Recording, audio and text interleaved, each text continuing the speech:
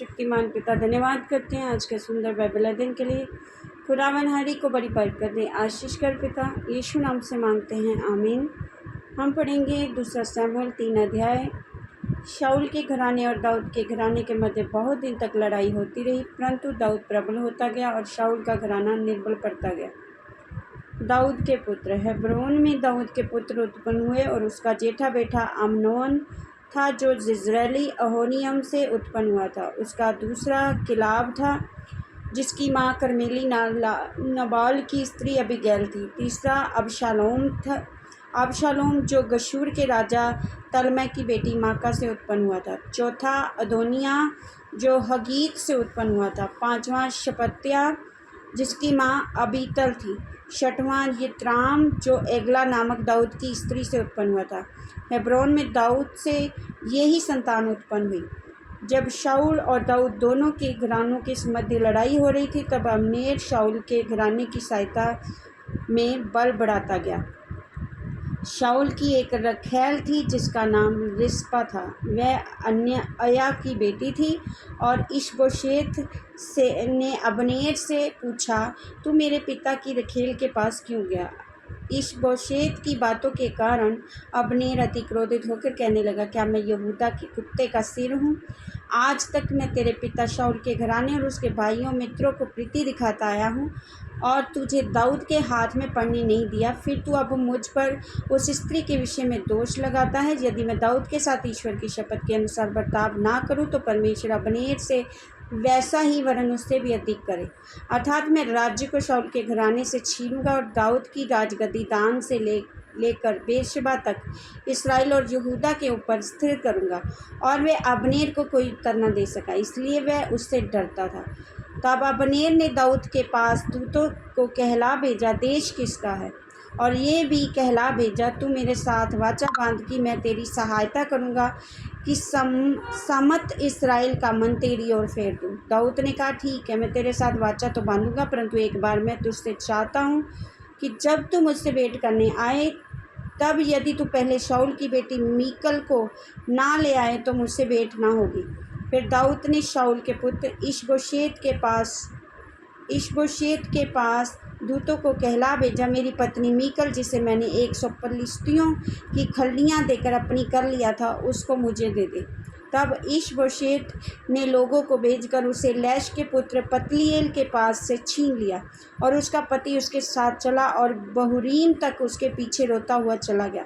तब अब्नेर ने उससे कहा, लौट जा, और वह लौट गया। फिर अब्नेर ने इस्राएल के पुरनियों के संग इस प्रकार की बातचीत की, पहले तो तुम लोग चाहते थे कि दाऊद हमारे ऊपर राजा हो, और अब वैसा ही करो, क्योंकि यहोवा ने दाऊद के विषय में ये कहा है, अपने दास दाऊद के द्वारा मैं अपनी प्रजा इस्राएल को फलिश्तियों वरन उनके सब शत्रुओं के हाथ से छुड़ाऊंगा।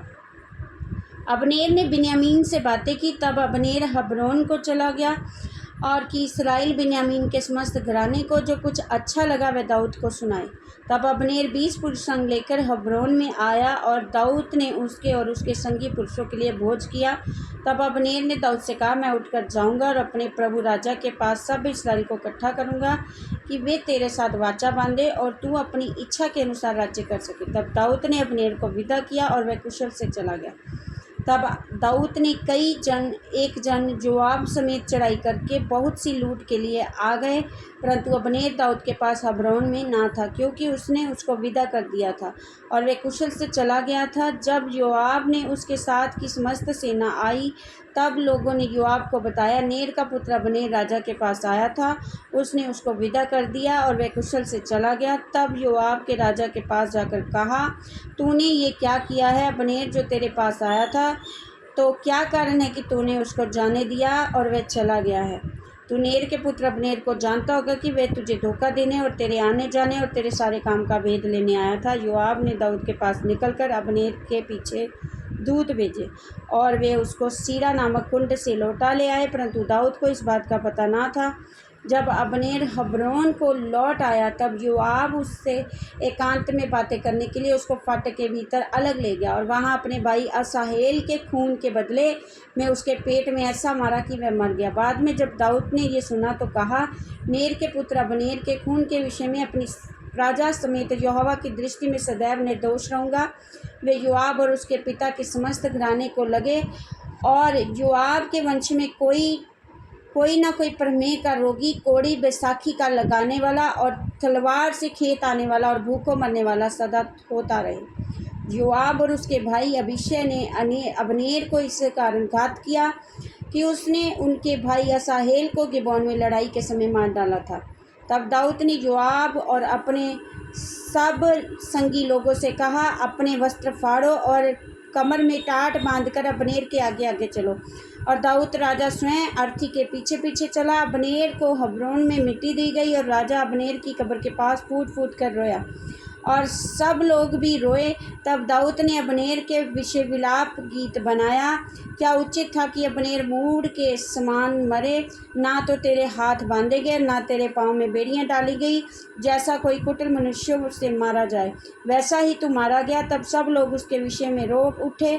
तब सब लोग दिन रहते दाऊद को रोटी खिलाने आए, परंतु दाऊद ने शपथ खाकर कहा, यदि मैं सूर्य के अस्त होने से पहले रोटी या कोई वस्तु खाऊं तो परमेश्वर मुझसे ऐसा ही वरन इससे भी अधिक करे। सब लोगों ने इस पर विचार किया और इससे प्रसन्न हुए। वैसा भी जो कुछ राजा करता था उससे लोग प्रसन्न होते थे। और उन सब लोगों ने वरन समस्त इस्राएल ने भी उस दिन जान लिया कि नेर के पुत्र अबनेर का घात किया जाना राजा की ओर से नहीं था। तब राजा ने अपने कर्मचारियों से कहा, क्या तुम लोग नहीं जानते कि इस्राएल में आज तक एक प्रधान और प्रतापी मनुष्य मरा है? और यद्यपि मैं अभिषिक्त राजा हूँ तो भी आज निर्बल हूँ, और वे सरूया के पुत्र मुझसे अधिक प्रचंड हैं, परंतु यहोवा बुराई करने वालों को उसकी बुराई के अनुसार बदला दे। इस वचन के द्वारा प्रभु ब्लेस करेंगे। आमीन। सबको जय मसीह।